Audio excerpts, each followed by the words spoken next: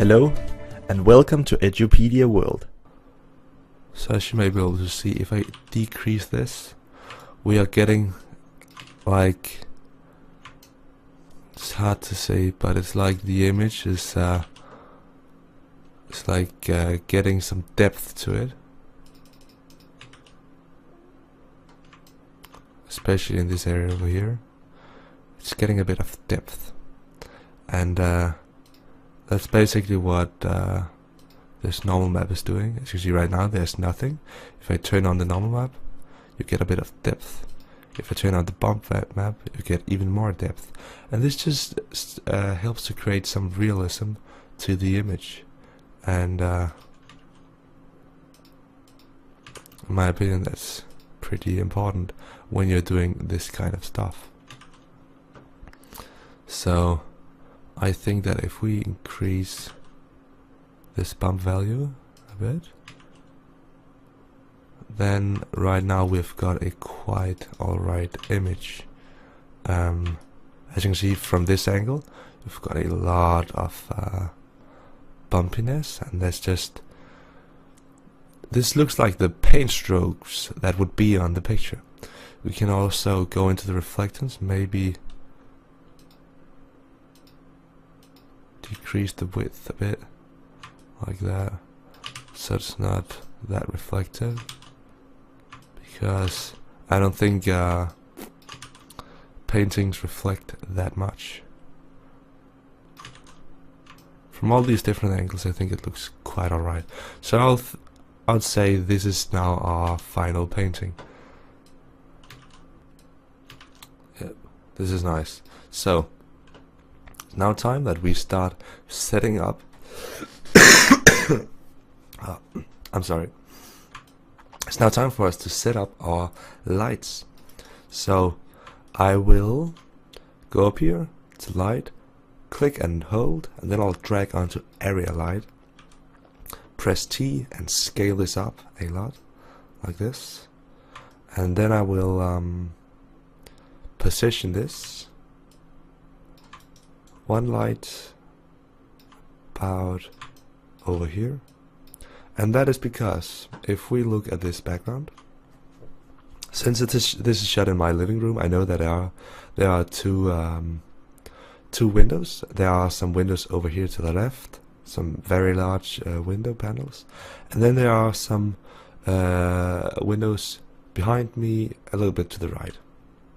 So that is why I am placing a light over here, and that's why I'm also going to be placing a light over here. I'm going to be moving it up a little bit, and I'm going to be moving it over here like this. Press R, rotate it, and I'll just be moving it into the position. Okay, so I think we've got the two light positions pretty nicely placed. If we do a render, then we'll see it's all lit right now. We need to change the intensities of the light, because they are way too much right now. We can also, when we do this, turn on the background, and that way we can much easier to see. It's much easier to see if the light intensity is the correct.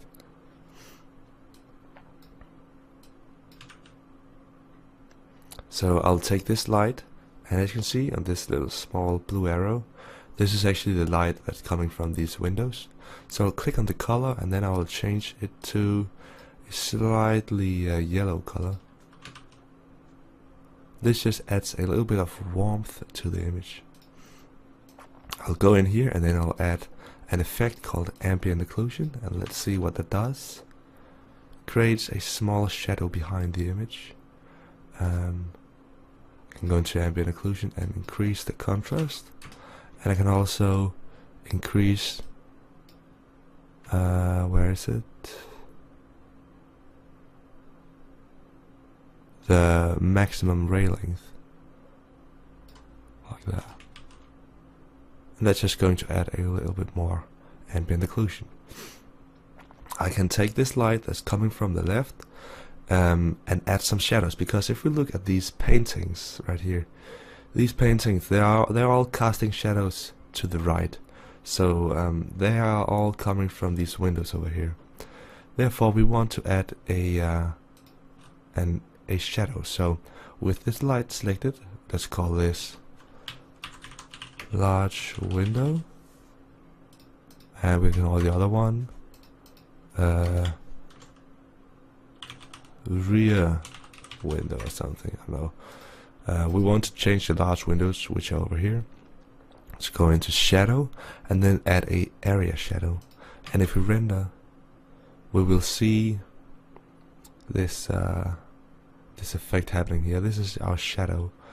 Let me just move out of the camera, hide this, and then just increase the size of this guy. Maybe I can even change the width. I can, like that. Now it's the actual size of the windows, and as you can see, that really smoothed out the shadows. I may want to make it just a little bit smaller. Oh, I'm using the wrong tool.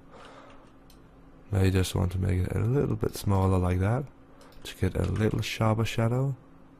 And I think that right there looks absolutely phenomenal. Let's see how it looks with the wall, and in my opinion it looks very nice. We may want to go into this rear window and add here on the general, choose a light blue color or something that's going to make it maybe a tiny bit of green. No, that's too much.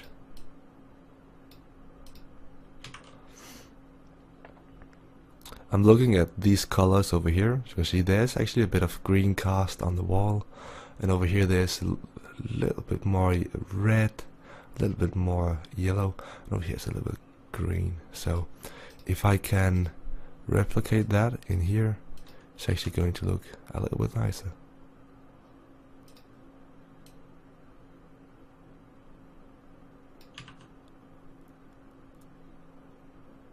And I think this looks awesome. I think this looks great. Let's just check it from a few angles. One thing that I'm noticing is that I want to go into this large window and change the shadow. So as you saw, I changed the shadow to area. That means I want to go into shadow and then decrease the density to something like 75. Render once again, and that just gives me a little bit lighter shadows that more precisely match these guys down here.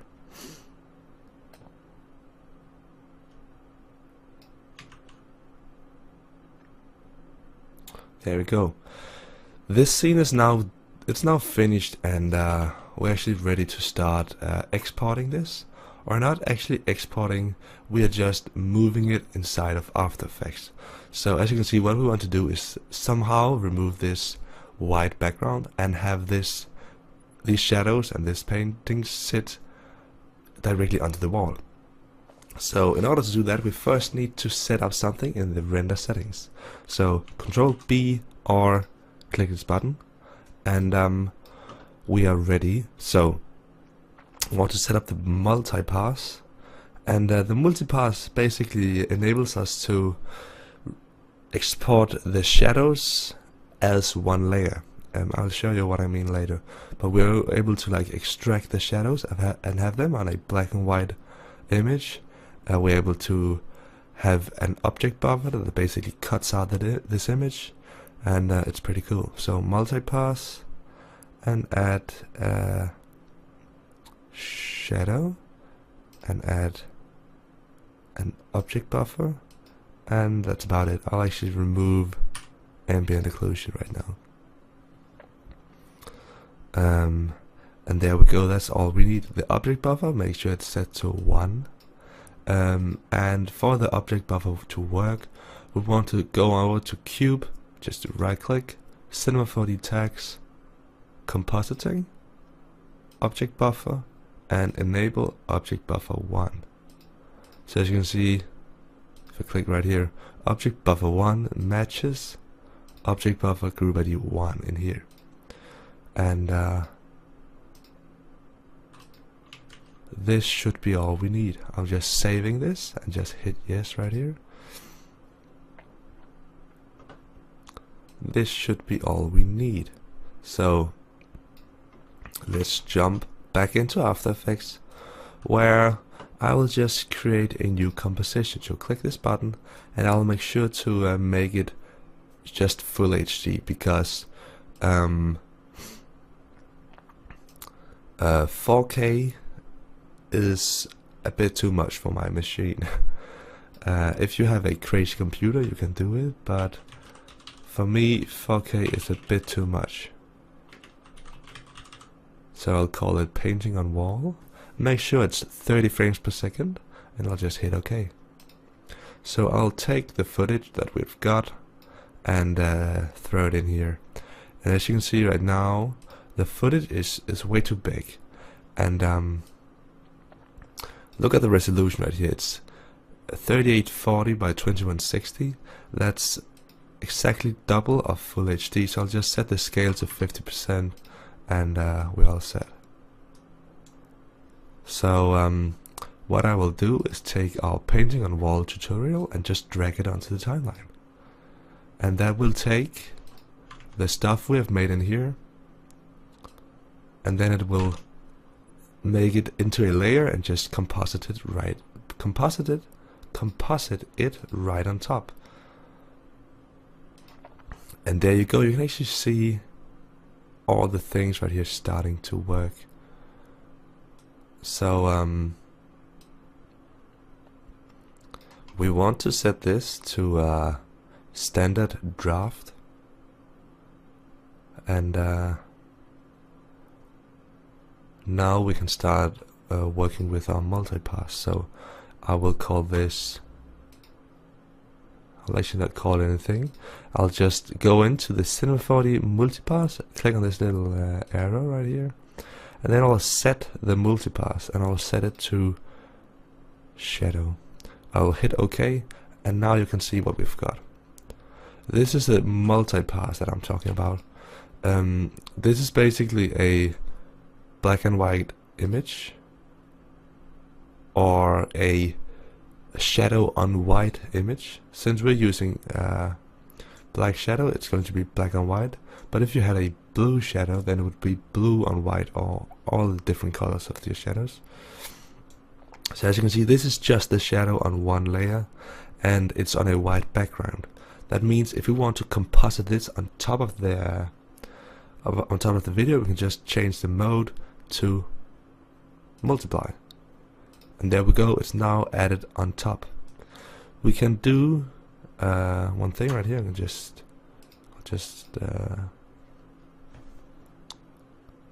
hide the sound. I'll call this shadow, and then I'll do Control D, and duplicate it, and then I'll change the multipath to something like object buffer, hit OK, and then I'll call this, instead of shadow, I'll call this OB for object buffer. And here I'll change the blending mode back to normal, and as you'll see, this should give us a black and white image with a cutout of the painting. And there we go. This is black and white, and it's basically cutting out the image.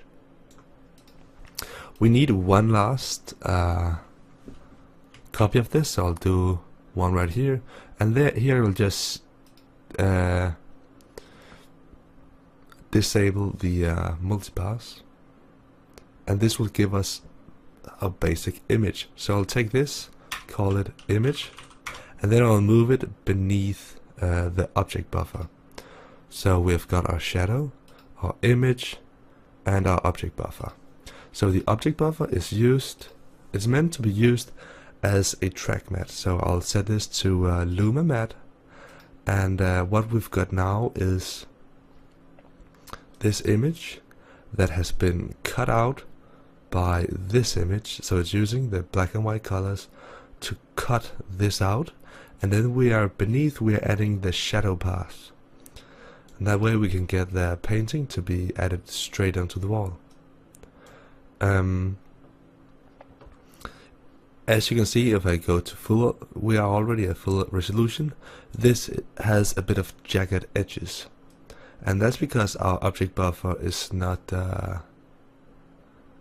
set to a high enough resolution. So I'll set this to standard final, and this may crash the program, but it's going to yeah, as you see right now, it's crashing a bit, but in a few seconds it will start working again. And I don't know, but I think it's just overloading the program or something, because it works fine right now. I'll press N and trim the comp. I'll actually move one frame in.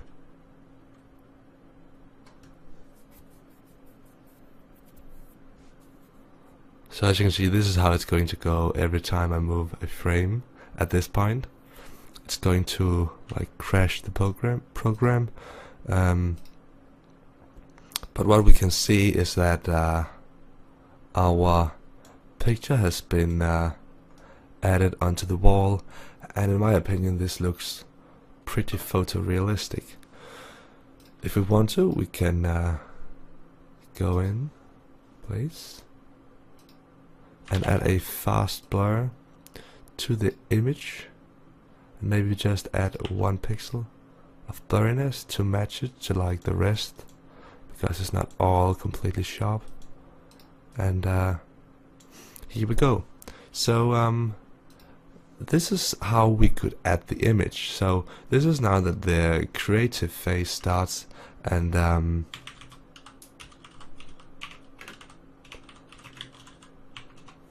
this is now that the creative phase starts, where you can start changing out the image. So if we go in here, this is what we would do if you know like which painting should I choose. You can go in here and hit this button. You can actually just select another image. So let's just try this guy, and we also want to go into the bump channel and change it to the other painting, and also the normal channel.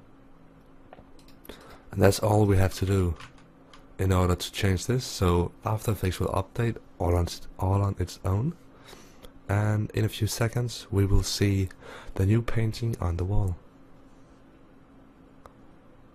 And there we go. This is how that painting would look. I don't like that painting very much, so I'll go in to the color channel and change it to maybe this painting instead. Go into the bump, change the bump, image, and I think we may want to do a few renders in here to get the you could start changing the lighting a bit, because this image has to be lit a little bit differently. So we may want to increase this light on the left. I think this looks better.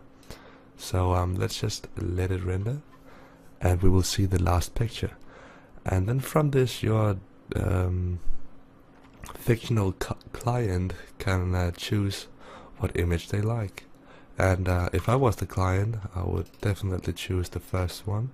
So let's just re-roll back to this.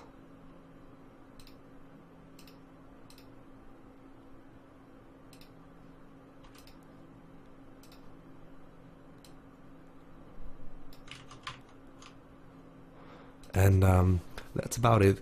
This is how you can, or this was how you can add like a CG painting to a wall And if you were to render this out, you would get a pretty nice video. I'm actually not going to render this out because it's going to take a million years, and that's one of the disadvantages with Cineware, is that the rendering takes ages, because it's like rendering 3 images, merging, doing all sorts of stuff, and it just takes a million years, but it's pretty nice when it works. So you can of course do this with a lot of other objects. So I used just a simple cube, but if you have a 3D model of, like, I don't know, a plane, you could add the plane to the scene as well. The limits are basically your imagination at this point. So yeah, but this was just a I can't call this quick, but there was a nice tutorial showing how you can add a painting to a wall.